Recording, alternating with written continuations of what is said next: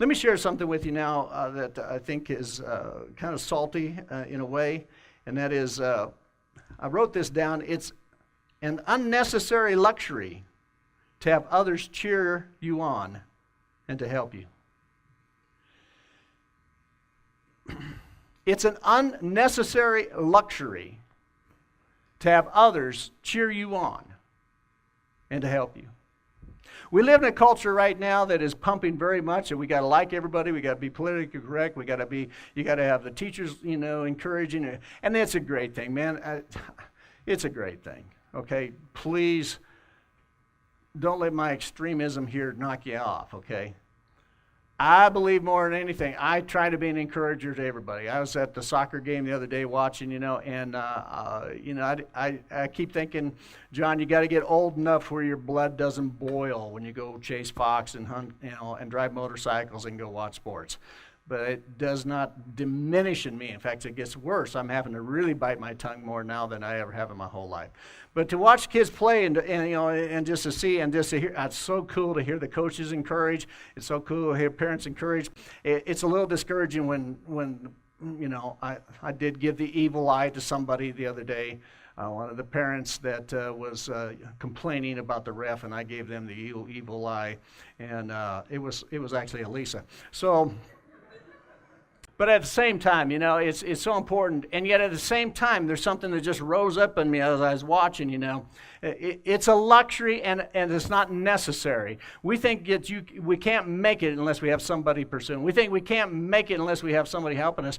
And you guys know it, and I know it, that there's a lot of people having problems out there, and people that really have problems, one thing that comes out of them, until they come to a realization, about who God really is and who they are, if they're having problems, they're going to find somebody to blame. It's just the way of the nature of a dead soul. It can't accept the responsibility where they're at or whatever, and the truth is hard. And so it always wants to cast blame and say, well, if you were more encouraging, I'd do better. If my coach was, helping me, if whatever. And there are, and in area of marriages, it always comes down. If she would just, if he could only. But I'm telling you, it's a luxury that's not necessary for you to be successful, to have somebody encourage you and to have somebody for you. After I wrote that down, I read this, somebody posted this by A.W. Tozer, which is one of my early writings, a pastor that I really enjoyed. And he said this, I repeat, never let any man become necessary to you. Christ alone is necessary.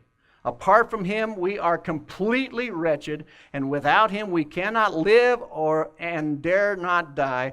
Our need of him is real and vital and will outlast time and go into eternity. That deep and desperate need is met by Christ so completely that when we have him, we need no one else. We may receive help from our fellow Christians as they from us, but our need for them is relative and fleeting. Let anyone become spiritually indispensable to us, and we have deserted the rock to build on sifting sand. Man, I'm telling you, that's pretty salty, that's pretty straightforward, that's pretty hard, but it will change your life. When you stop thinking you got to have somebody support you, somebody pursue you, somebody cheer you on to make it. You have one person that can do that, and that's Christ and Christ alone, and completely fills up every void.